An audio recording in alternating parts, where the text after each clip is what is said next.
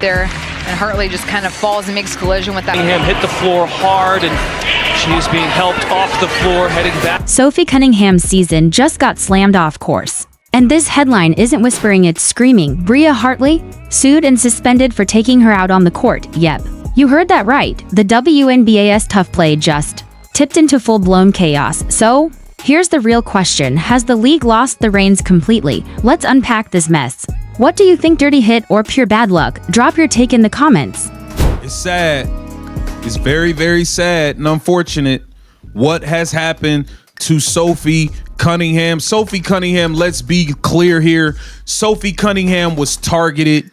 Let's be very, very clear here. Come on, now calling Bria Hartley's move on Sophie Cunningham an accident is like calling a carjacking a parking mishap. Everyone saw that footage. Sophie didn't just slip, she was taken out, the kind of hit that belongs in some strange underground league where the refs moonlight as mall cops with blindfolds. And before the basketball is physical, it happens. Crowd jumps and let's get real. There's physical. And then there's straight up targeted attack. Sophie plays hard, she plays rough, but she's not out here snatching ponytails, dragging players by the skull, or slamming bodies like it's a UFC prelim. That's Hartley's lane, and this isn't her first misstep. Her highlight reel, more like a rap sheet. Yanking Angel Reese midair by her hair, dumping Becca Allen like a bag of laundry, and now taking Sophie Cunningham's season off the rails. That's not grit, that's a pattern of reputation the league keeps pretending doesn't exist, which is about as convincing as a politician's tax cut promise. And here's the kicker, Sophie wasn't just some filler, she brought Indiana real edge,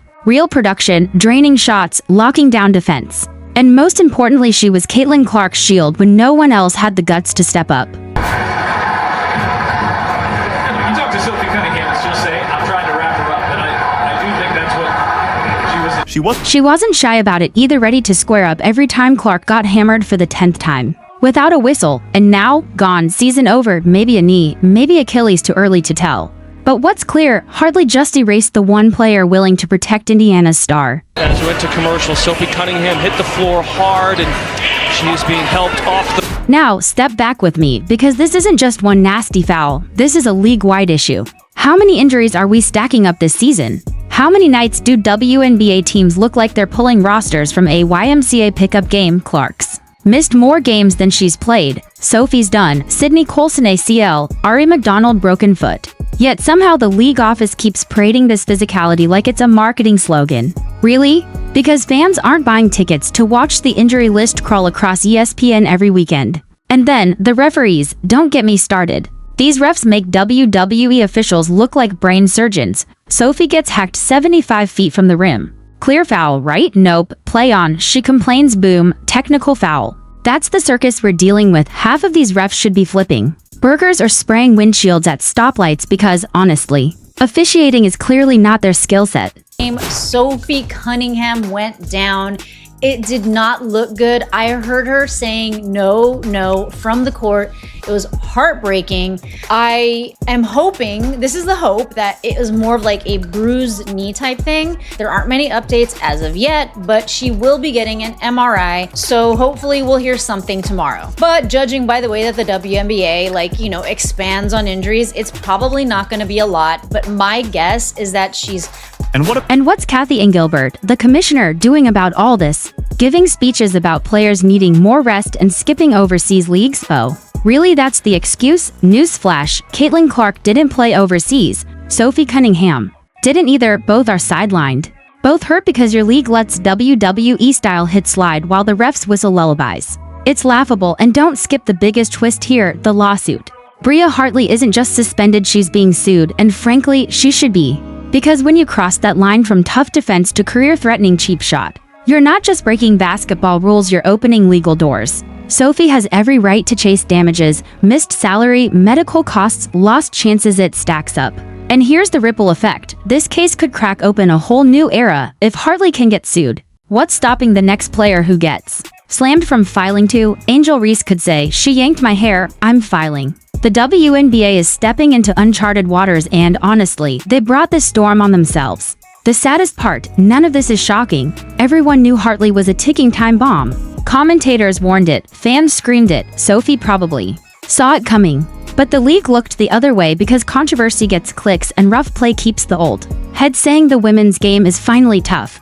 Well, congrats, you got your toughness. You also got your stars in rehab and your reputation dragging in the mud. Look at history. Remember the NBA in the 80s and 90s? Guys were getting clotheslined, elbowed, tossed midair, then the league woke up, stricter rules, real flagrant calls, suspensions that meant something, and guess what?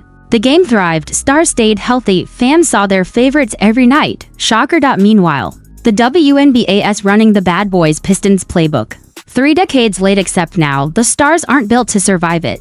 And yes, let's name the elephant, Caitlin Clark. Like it or not, every road leads back to her. Sophie was one of the few willing to take the heat for her, to hit back, to draw a line.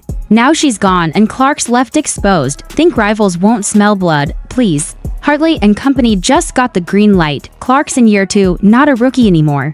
But the league still treats her like a novelty act. Every shove, every foul is another chance to parade their toughness. And now Indiana pays the price again. Here's where it really spirals. If the WNBA doesn't get a grip, this won't just be Sophie versus Hartley. It'll be players everywhere asking, am I one hard foul away from a lawsuit, a suspension, or a career on ice? Agents and lawyers are already circling Hartley's suspension. That's one thing. But this lawsuit, this is new ground. For years, suing over a foul was laughable, but this wasn't a foul. This was deliberate. Far beyond basketball. If Sophie wins or even settles, the floodgates open. Imagine players realizing they don't need refs or commissioners. They can go straight to court. That's a whole new game suddenly. A player like Hartley isn't just worried about a two-game sit-out. She's staring down damages, lost endorsements, a reputation as legally dangerous. Accountability, that's the word the WNBA keeps dodging. Refs, none. Commissioner, none. Dirty players, practically rewarded. And then they wonder why half the league's in knee braces. Zoom in on Indiana, cursed with injuries. Clark, more games missed than played. Sophie, season-ending blow. Ari McDonald, broken foot. Sydney Colson, ACL tear. The list keeps growing. And instead of fixing the root and checked dirty play, they spin it as bad luck or overuse. It's insulting. What makes Sophie's loss brutal is timing. She wasn't just holding her own, she was leading the heartbeat of this team's toughness. The one stepping up when Clark got bulldozed night after night. Now she's gone. And the Fever are exposed. That's not bad luck, it's a disaster. And no, Hartley didn't accidentally do this. You don't pull Angel Reese's hair 1 week, slam Becca Allen the next, and then oops, stake out Sophie Cunningham. That's a pattern.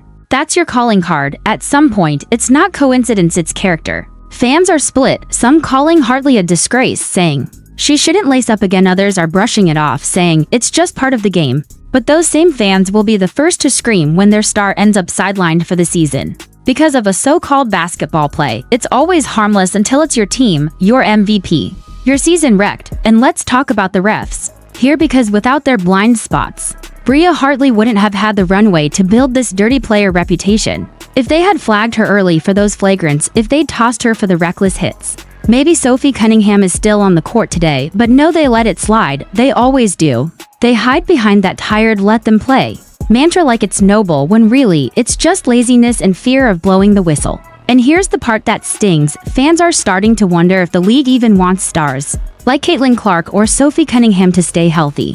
Think about it, after years begging for attention, the WNBA finally has the spotlight thanks to Clark, Angel Reese, and a few others. But instead of protecting those investments, they're letting the league turn into a sideshow. Dirty fouls, injury lists, lawsuits. Sure, it's drama, but it's not the kind that grows the game. And don't think Clark doesn't notice. She may not say it publicly, but she sees the pattern, teammates dropping one after another. Sophie, the one player who always had her back, gone. Every time Clark drives the lane, there's a good chance she hits the floor and hears nothing. No whistle, no protection. How long before she decides she's had enough? How long before she starts questioning if this league even deserves her talent? Because let's be real, fans have patience, but it's not endless. They didn't sign up to watch rugby with a basketball, they didn't sign up for an injury parade, and they definitely didn't sign up to see referees posing as traffic cones. And here's the kicker, the WNBA could fix this tomorrow. Make Hartley's suspension actually sting, not a soft slap on the wrist. Retrain the refs to enforce the rulebook. Put player safety above this fake toughness narrative. But will they? If history's any clue, probably not. They'll issue a weak statement, sweep it under the rug, and act surprised when the next star goes down. Meanwhile, Sophie Cunningham's career hangs in limbo. Injuries like this don't vanish, they linger, they reshape careers. She wasn't just having a solid run, she was redefining her place. proving she was more than a filler piece. And Hartley? She may have ripped that away for what? To make a statement, to look hard. It's pathetic, it's desperate, and it's poisoning the league from within. So yes, Bria Hartley got suspended. Yes, she's being sued, but that's just the surface.